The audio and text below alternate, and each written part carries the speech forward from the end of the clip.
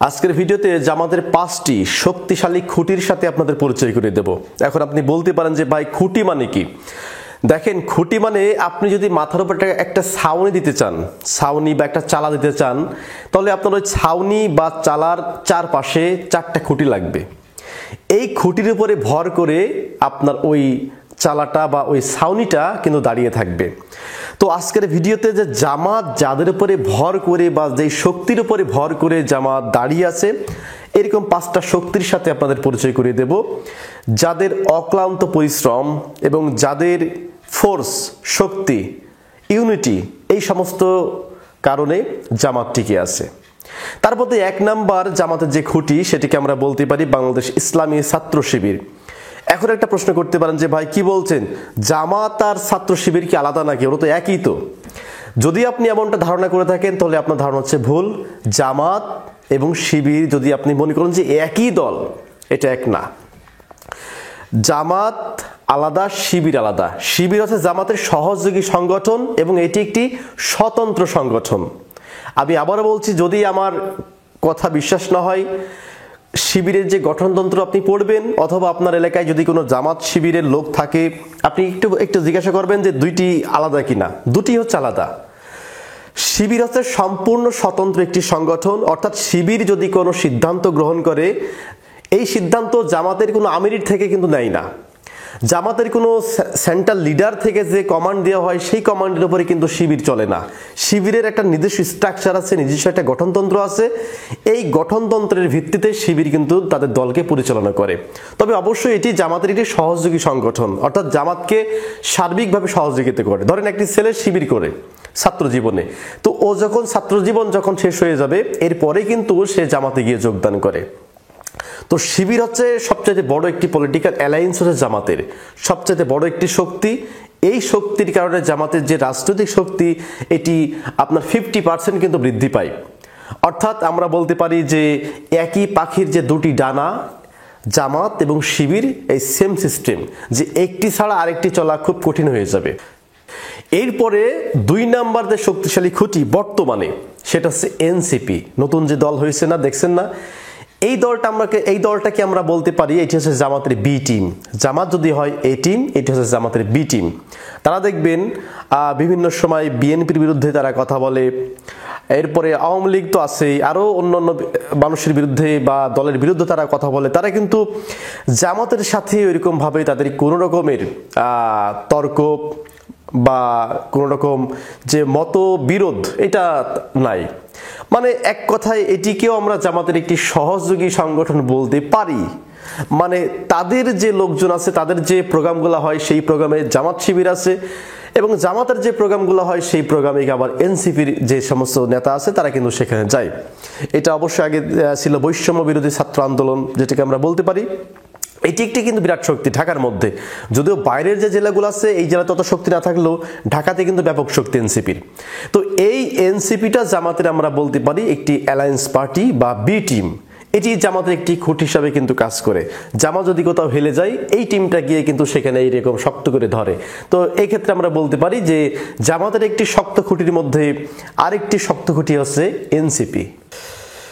এরপর বাংলাদেশ জামাত ইসলামীর আরেকটি খুঁটি আছে, যেই খুঁটিটা তারা ধর্মের উপরে ভিত্তি করে ইউজ করে বা ব্যবহার করে। সেটাকে এটা হচ্ছে, দেখবেন যে জামাতের বিরুদ্ধে অনেক সময় যে আমাদের যে ধর্মীয় বক্তারা আছে, ওয়াজ করার সময় তারা কিন্তু বলে যে জামাতের খপ্পরে পড়েছেন তো জীবন শেষ, এই মৌদুদিবাদের খপ্পরে পড়েছেন তো জীবন শেষ।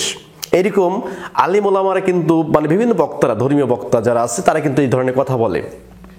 এখন এই কথার যদি আপনি প্রতিবাদ করতে চান বা এই কথার বিপক্ষে বা সপক্ষে আপনি যদি একটা আপনার আদর্শকে দাঁড় করাতে চান, তাহলে কিন্তু আপনার ওইরকম একটা বক্তা লাগবে, যেই বক্তার প্রত্যেকটা কথা মানুষ বিশ্বাস করে নেবে এবং যেই বক্তার অনুসারী সর্বোচ্চ পর্যায়ে বেশি থাকবে।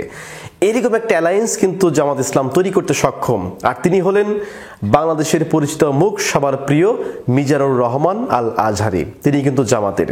তো তিনি জামাতের যে আদর্শ, এটি কিন্তু প্রচার করার চেষ্টা করে। ওই যে বললাম যে এক শ্রেণী ধর্মীয় বক্তারা যারা জামাতের বিরুদ্ধে প্রচার চালাচ্ছে যে মৌদুদিবাদের খপ্পর যদি পড়ো তাহলে কিন্তু জীবন শেষ। তো এই কথার যদি সপক্ষে একটা যুক্তি দাঁড় করাতে হয় যে জামাতকে তারা যা বলছে জামাত আসলে সেটা না, এটা আপনি বললে কিন্তু ওই তৌহিদি জনতা বা যারা ধর্মপ্রাণ মুসলমান তাদেরকে বিশ্বাস করানো কঠিন হয়ে যাবে। তাহলে কি বলতেছে কে? বলতেছে একজন ধর্মীয় আলেম। তো সুতরাং আমার এটা প্রতিবাদ করতে হবে একজন ধর্মীয় আলেম দিয়ে, তাহলে এটা সহজ হবে। তো এই যে মিজানুর রহমান আজহারী, তিনি কিন্তু বাংলাদেশের বিরাট একটা ব্র্যান্ড।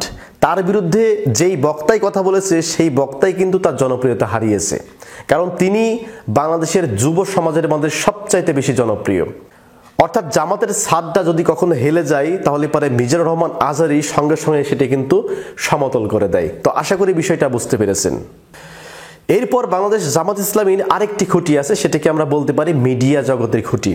এখন দেখেন, ওই যে বললাম যে ধর্মীয় বক্তা যখন জামাতের বিরুদ্ধে কথা বলে তখন ধর্মীয় বক্তা দিয়ে তাকে কিন্তু এটা প্রতিবাদ করতে হবে। এখন যারা মিডিয়া দিয়ে কথা বলছে, যেমন ইন্ডিয়ার বিভিন্ন মিডিয়া আছে কিন্তু তারা জামাতের বিরুদ্ধে অপপ্রচার চালাচ্ছে। এরপরে আরও যে দলগুলো আছে সেই সমস্ত দলের মিডিয়া উইং আছে, এই মিডিয়া উইংগুলি তাদের কথা বলতেছে, জামাতের বিরুদ্ধে কথা বলতেছে। এখন এই কথার তো আপনার প্রতিবাদ করতে হবে বা প্রোটেকশন দিতে হবে। এই কথার প্রোটেকশন দেওয়ার জন্য এমন ব্যক্তি লাগবে, সর্বস্তরের মানুষ, ম্যাক্সিমাম মানুষ যাতে তার কথাকে অন্ধের মতো বিশ্বাস করে ফেলে যে সে যা বলবে সেটাই রাইট।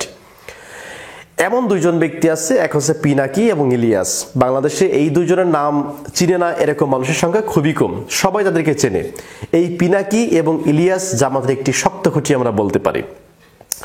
কারণ আপনারা দেখেছেন যে তারা সমস্ত দলের সমালোচনা করলেও জামাতের সমালোচনা করে না।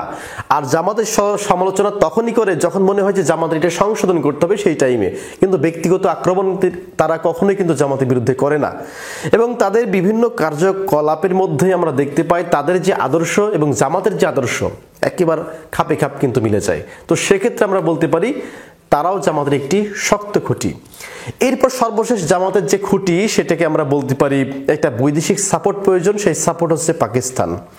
যদিও পাকিস্তান একটি পারমাণবিক শক্তিধর দেশ, অর্থাৎ এই সমস্ত দেশের সাথে সহজে কেউ লাগতে চায় না, এরকম একটা পরাশক্তিধর দেশ বাংলাদেশের জামাত ইসলামকে সাপোর্ট করে, এটি জামাতের জন্য আমরা বলতে পারি সবচাইতে বড় শক্ত খুঁটি। কারণ এখান থেকে যে পরিকল্পনাগুলো করা হয়। আরেকটা কথা বলি, জামাতের যে মূল যে শাখা এটা কিন্তু পাকিস্তান থেকে, অর্থাৎ পাকিস্তান লাহোরে প্রথম কিন্তু জামাত ইসলাম প্রতিষ্ঠিত হয়। তো এক্ষেত্রে পাকিস্তান হচ্ছে জামাতের মূল হেডকোয়ার্টার। মানে আমরা যে বাংলাদেশ জামাত ইসলাম দেখি না, এরকম কিন্তু আপনার ইন্ডিয়াতেও জামাত ইসলাম আছে, আর পাকিস্তানের জামাত ইসলামটা সবচেয়ে বেশি সক্রিয়। তো পাকিস্তান অর্থাৎ এই যে একটি প্রতিবেশী দেশ, প্রতিবেশী বলতে কি একটা দেশ পার হয়ে প্রতিবেশী দেশ, তো এই পাকিস্তান সর্বাত্মকভাবে কিন্তু জামাতকে সহযোগিতা করে সবসময়ের জন্য। এটি আমরা বলতে পারি জামাতের একটি 5 নাম্বার শক্ত খুঁটি। তো প্রিয় দর্শক, আজকের ভিডিওতে যে জামাতের 5টি শক্ত খুঁটির সাথে আপনাদের পরিচয় করিয়ে দিলাম, এই 5টি খুঁটি সম্পর্কে যদি আপনার কোনো মন্তব্য থাকে তাহলে অবশ্যই কমেন্ট করে জানাবেন। ভালো থাকবেন, সুস্থ থাকবেন, ধন্যবাদ সবাইকে।